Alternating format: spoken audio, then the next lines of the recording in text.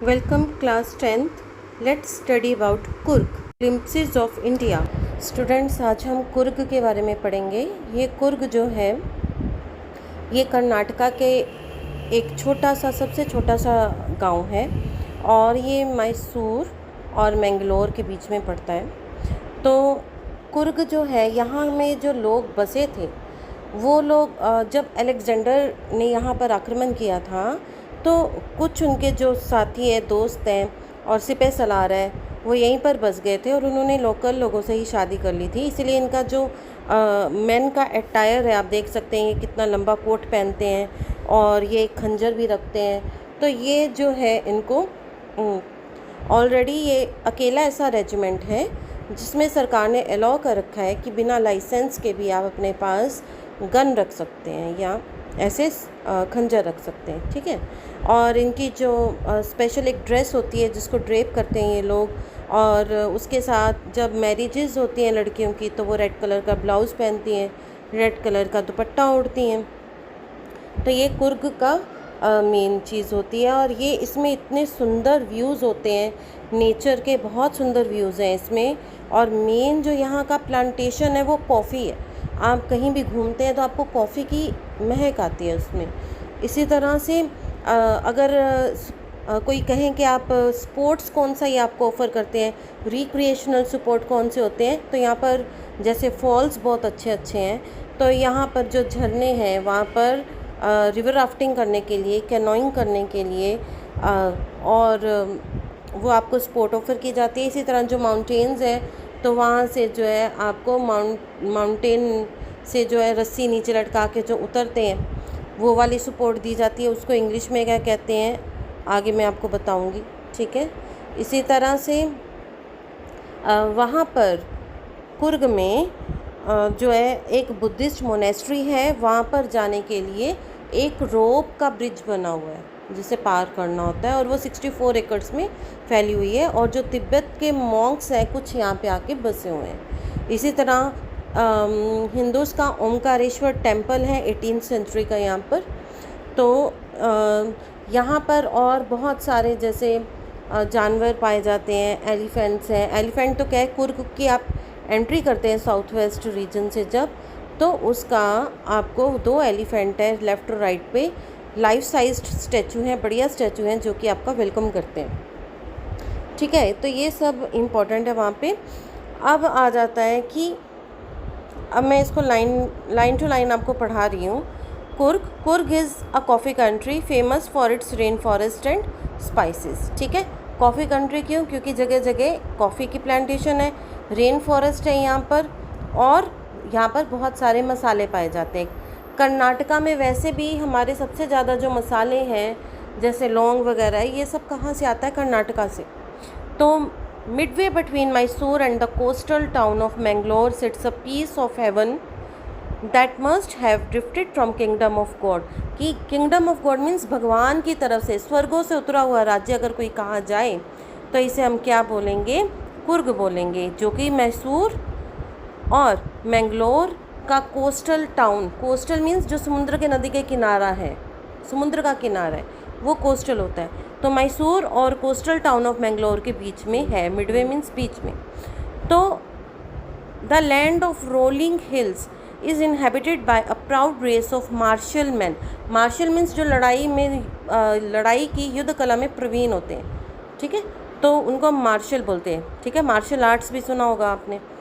तो beautiful women and wild creature, तो ये सब इसके मैन कैसे मार्शल, वीमेन कैसी हैं ब्यूटीफुल, और क्रिएचर्स कैसे वाइल्ड, क्योंकि जंगल यहाँ पर बहुत है। तो इन सब से मिलकर ये लैंड बनी है। कुर्ग और Kodagu the smallest district of Karnataka. तो अगर कोई पूछे कुर्ग कहाँ सिचुएटेड है तो कर्नाटका में। अच्छा, इसको ब्यूटीफुल हमने गॉड का किंगडम कहा था, तो इसे स्कॉटलैंड भी कहा जाता है भारत का। जैसे यूरोप में स्कॉटलैंड बहुत फेमस है, सुंदर है, इसी तरह इंडिया में कुर्ग भी बहुत सुंदर है। और it's home to evergreen rain forest. तो रेन फॉरेस्ट कैसे होते हैं? सदाबहार, पतझड़ नहीं आती, स्पाइसेस, मसाले एंड कॉफ़ी प्लांटेशंस।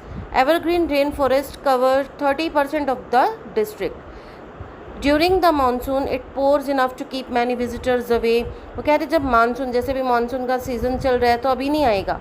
अगर आपने घूमने जाना है तो बेस्ट सीज़न क्या है, दिसंबर, अक्टूबर या सितंबर से लेके मार्च तक। और यहाँ पर कोई भी आपका एयरपोर्ट नहीं है। सबसे नज़दीकी एयरपोर्ट कौन सा है, बेंगलोर का या मैसूर का या मैंगलोर का। और अगर बेंगलोर से यहाँ तक जाने की बात करें तो 250 किलोमीटर करीब पड़ता है, तो उसको आप अपनी कार से और नहीं तो आप बस से ट्रैवल कर सकते हैं। और ये 250 किलोमीटर लगभग 4-5 घंटे का सफ़र हो जाता है। ठीक है, 5 घंटे में आप पहुँच जाएंगे। फिर उसके बाद है कि मानसून में तो कोई आ नहीं सकता क्योंकि बहुत बारिश होती है।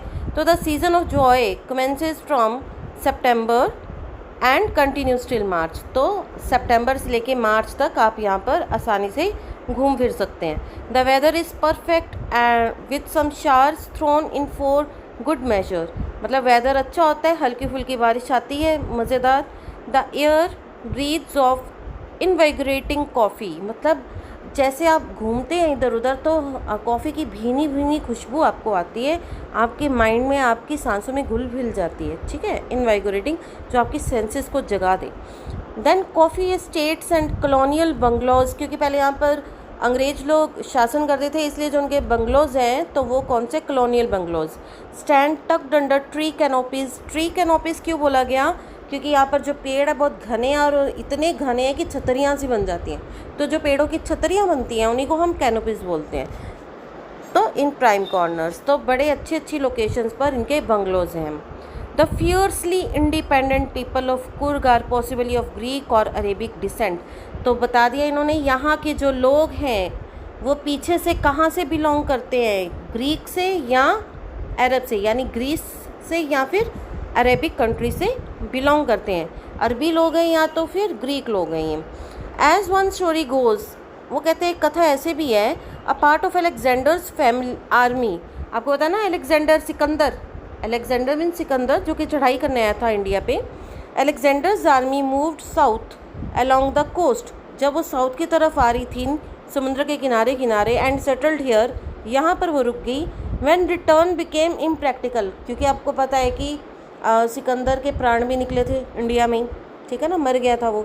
तो उसकी जो आर्मी है वो यहीं पे सेटल हो गई थी, जब उनको पता था कि अब लौटना मुश्किल है, क्योंकि उस टाइम कौन से हवाई जहाज़ या ट्रेन या बसेस होती थी, तो पैदल ही चल के जाना। अफ़गानिस्तान से भी आगे से इतनी दूर से ये पैदल लोग आए थे, ग्रीस से आए थे। ग्रीस बहुत दूर है यूरोप में, तो अभी वापस अपने घर लौटना मीन्स तो पूरी ज़िंदगी निकल जाती, तो इसलिए इन लोगों ने यहीं पर बसने का विचार किया। These people married amongst the locals, तो जो लोकल लड़कियां थी उन्हीं से ही शादी की इन्होंने। And their culture is apparent in the martial traditions.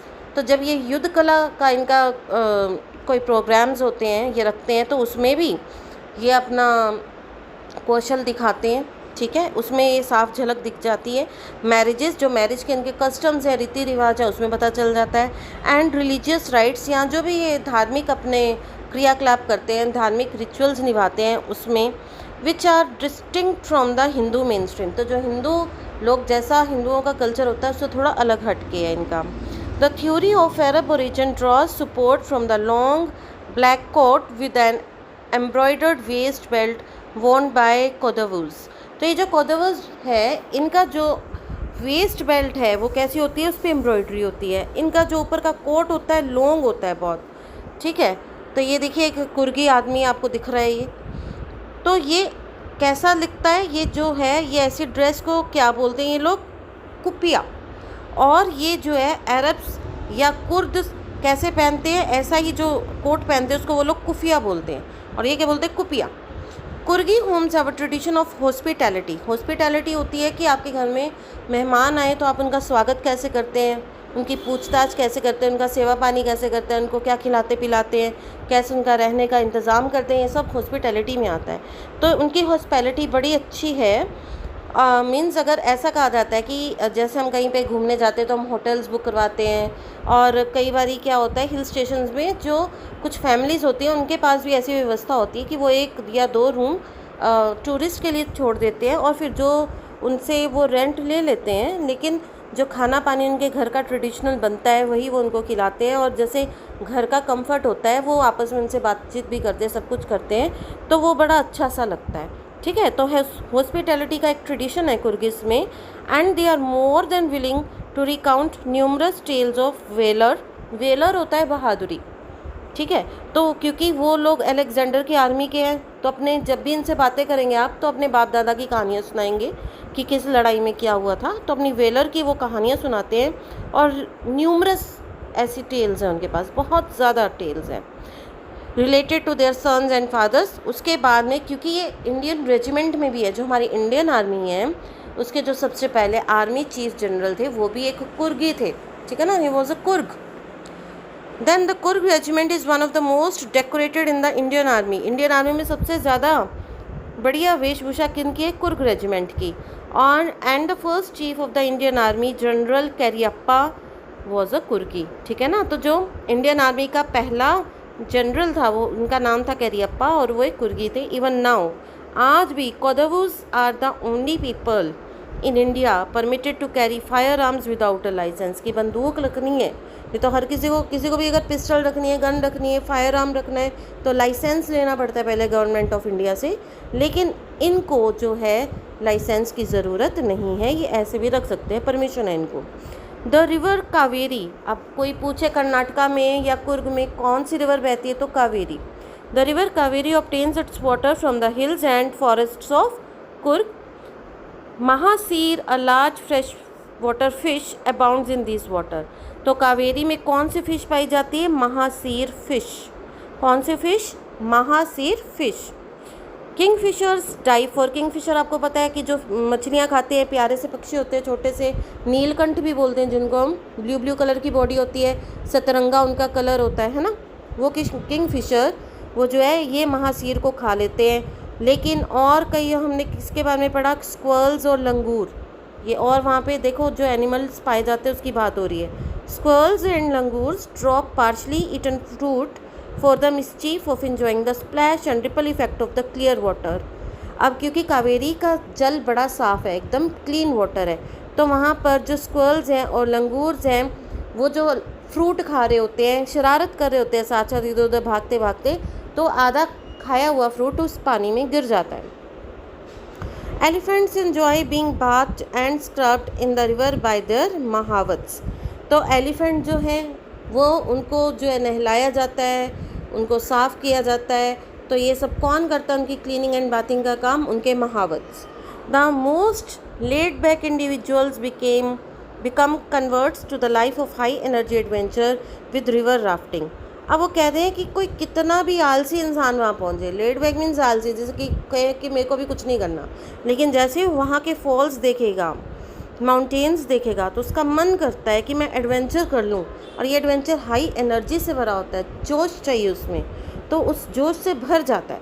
तो रिवर राफ्टिंग करता है, कैनोइंग करता है। कैनोइंग एक लंबी सी बोट होती है, तो उसमें जो है उसको कैनोइंग बोलते हैं। उसमें जब हम ट्रैवल करते हैं उसको कैनोइंग बोलते हैं। रैपलिंग होता है, और कैनोइंग, ठीक है, कैनोइंग, रैपलिंग क्या होता है? Going down a cliff by sliding down a rope, यानी कि पहाड़ की चोटी से जब पीछे को हम आते हैं, पहाड़ उतरते हैं एक रस्सी की सहायता से, उसे हम रैपलिंग बोलते हैं। Then rock climbing and mountain biking, इसी तरह किसी चट्टान को चढ़ना है तो रॉक क्लाइंबिंग, और अगर माउंटेन की सड़कों पे आपको बाइक्स चलानी है तो माउंटेन बाइकिंग। ये सारी स्पोर्ट्स वहाँ पर ऑफ़र की जाती है। कौन कौन सी स्पोर्ट्स ऑफ़र की जाती है? River rafting, canoeing, rappelling, rock climbing and mountain biking. Numerous walking trails in this region are a favourite with trekkers. Trekkers कौन होते हैं? जो कि पहाड़ चढ़ते हैं, ठीक है ना, उनको ट्रैकर्स बोला जाता है। तो वो कह रहे कि बहुत सारे लोग जो है इस रीजन में बस ऐसे पैदल इधर उधर घूमना भी पसंद करते हैं, क्योंकि यहाँ का नेचर का नज़ारा ही बहुत बढ़िया है। ठीक है, ट्रेल्स क्या होते हैं? पाथ्स क्रिएटेड बाय वॉकिंग, ठीक है ना, कि जैसे जैसे आप चलते जा रहे हैं तो रास्ता बनता जा रहा है। ऐसे as such well defined path नहीं है, लेकिन आपके चलने से थोड़ा थोड़ा रास्ता होता है, फिर वहीं से घूम घूम के लोग आ जाते हैं। एंड यस, गाइड ज़रूर होता है उनके साथ। Birds, bees and butterflies are there to give you company. वहाँ पर बर्ड्स होते हैं, आप जब चलेंगे साथ साथ बर्ड्स गुनगुनाएंगे क्योंकि बहुत सारी नेचर हैं। ट्रीज़ हैं तो बर्ड्स भी हैं। बीज होती हैं, मधुमक्खियाँ, बटरफ्लाइज, तितलियाँ अलग अलग तरह की, अलग अलग वेराइटी की, और वो आपको कंपनी देती हैं। इसके अलावा कौन से वाइल्ड एनिमल्स हैं? मकाकाज, मालाबार स्क्वल्स, लंगूर्स एंड स्लेंडर लोरीज। ये जो है नाम आपको याद रखने हैं। ये जो है एनिमल्स के कौन कौन से हैं? ये मकाकाज, मालाबार स्क्वल्स, लंगूर्स एंड, और स्लेंडर क्या होते हैं? पतले से लोरीज होते हैं। तो ये जो है आपके ऊपर नज़र रखते हैं। They keep a watchful eye. Watchful eye क्या होता है? आप पे नज़र की किधर आप जा रहे हैं, मीन्स वो आपको देखते रहते हैं। कहाँ से? From the tree canopy. जो पेड़ हैं वो जो छत बन गई है घुंघराली सी, कितने सारे ट्रीज़ इकट्ठे होके जो घना सा ऊपर सा छत्ता बन गया है, उसके बीच में से आपको झांकते रहते हैं कि आप कहाँ जा रहे हैं। ठीक है। I do however prefer to step aside for wild elephants. अब ये लेखक कह रहा है कि लेकिन जब वाइल्ड एलिफेंट आते हैं तो मैं तो भाई साहब थोड़ा पीछे हट जाता हूँ। The climb to the Brahmagiri hills. These are some beautiful views of the Kurg. These are animated views, cinematic views. हाँ, तो उसी को आगे कंटिन्यू कर रही हूँ मैं कि मकाकस, मालाबार स्क्वल्स, लंगूर्स और स्लेंडर लोरीज वो ट्री कैनोपी में से आपके ऊपर वॉचफुल आई रखते हैं, आप पे नज़र रखते हैं। लेकिन ये लेखक कहता है कि अगर बीच में जंगली हाथी आ जाए तो मेरी हिम्मत नहीं है कुछ, और मैं साइड हो जाता हूँ। The climb to the Brahmagiri hills. अब ये हिल्स कौन सी है यहाँ पे? Brahmagiri hills. Brings you into a panoramic view of the entire misty landscape of Coorg. Misty मतलब जहाँ पे हवा में हल्की हल्की बूंदें रहें, क्योंकि यहाँ पे रेन फॉरेस्ट है, बारिश होती रहती है, इसलिए मिस्टी यहाँ पे लैंडस्केप है। लैंडस्केप क्या होता है? वहाँ का दृश्य, कि वहाँ की धरती का दृश्य कैसा है, और हवा कैसी है? मिस्टी। और पैनोरामिक होता है कि बहुत वास्ट, एक खुला, दूर तक जहाँ तक आपकी नज़र आती है उस व्यू को हम क्या बोलते हैं? यानी बड़ा, नॉर्मल से बड़ा व्यू, उसको हम पैनोरामिक व्यू बोलते हैं। तो एक पैनोरामिक व्यू जो है वो पूरे मिस्टी लैंडस्केप का दिखाई देता है कुर्ग के। A walk across the rope bridge leads to the 64 acre island of Nisarga धामा। अब ये निसर्ग धामा कौन सा है? वही मैंने बुद्धिस्ट मोनेस्ट्री जो बताई थी, जो 64 एकड़ में फैली हैं। तो वो कह रहे हैं कि वहाँ पर आपको पहुँचने के लिए रोप ब्रिज, मैंने बताया था रस्सियों का ब्रिज, रोप ब्रिज चाहिए होता है, उसके ऊपर से आप जाते हैं और 64 एकड़ के उस आइलैंड पे, ठीक है ना, उसके आइलैंड क्या होता है? जो 3 तरफ से किससे घिरा हुआ है? समुद्र से। तो वो बुद्धिस्ट मोनेस्ट्री वहाँ पे है जिसका नाम क्या है? Nisargadhama. Running into the Buddhist monk from the India's largest Tibetan settlement at nearby Bylakuppe is a bonus. तो वो कह रहे पास ही बाइलाकुप्पे नाम की जगह पे ये जो है बुद्धिस्ट लोग हैं, जो बुद्धिस्ट मॉन्क्स हैं तिब्बत से आए हुए, तो उनको देखना और भी मज़ेदार है, वो एक बोनस पॉइंट की तरह। The monks in red ochre and yellow robes. ये उनका जो आपने देखा हुआ बुद्धिस्ट मोनेस्ट कैसे पहनते मॉन्क्स, अपना लाल रंग का उनका पूरा रोब होता है और वो येलो कलर का उस पर वो रिबन बांधते हैं, ठीक है ना, वो सब इन्होंने बताया कि होता है। They are among us the many surprises that wait to be discovered by visitors searching for the heart and soul of India. वो कह रहे हैं इंडिया को अगर आप सच में देखना चाहते हैं कितनी ब्यूटी है, बाहर जाने की ज़रूरत नहीं है। स्विट्ज़रलैंड में भी इतनी ब्यूटी नहीं है जितनी ब्यूटी इंडिया के कई हिल स्टेशंस में है। और इसी तरह कुर्ग भी ऐसा हिल स्टेशन है जिसको जो है अगर आप तलाशने जाते हो ब्यूटी, तो आप ये सब चीज़ों को जब देखते हो तो आपका हार्ट और आपकी सोल, आपका दिल और आपकी आत्मा शांत हो जाती है, तृप्त हो जाती है, मज़ा आ जाता है। Right here in the Coorg. कहाँ? अगर आप कुर्ग में घूमने जाते हैं तो। इसके बाद है थिंकिंग अबाउट द टेक्स्ट। तो फर्स्ट क्वेश्चन है वेयर इज़ कुर्ग। कुर्ग कहाँ पर है? Coorg is situated, first paragraph में है, Coorg is situated midway between Mysore and the coastal town of Mangalore. ठीक है, फर्स्ट लाइन ही इसका आंसर है। It is situated midway between the Mysore and coastal town of Mangalore. Second, what is the story about the Kodava peoples descent. तो हमने पढ़ा था कि उनका जो डिसेंट है अरेबिक है। The fiercely independent people of Coorg are possibly of Greek और अरेबिक डिसेंट। ठीक है, ये answer. What are some of the things you know about the people of Kurg? The people of Kurg, they are descendants of Arabs and Greeks and they are fiercely independent people. The main crop of Kurg coffee, the sport it offers to tourists. तो ये हमने सारी पढ़ी थी यहाँ पर। River rafting,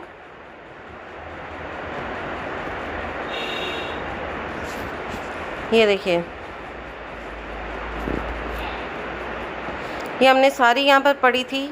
ये जो है, ये river rafting, canoeing, rappelling, rock climbing, mountain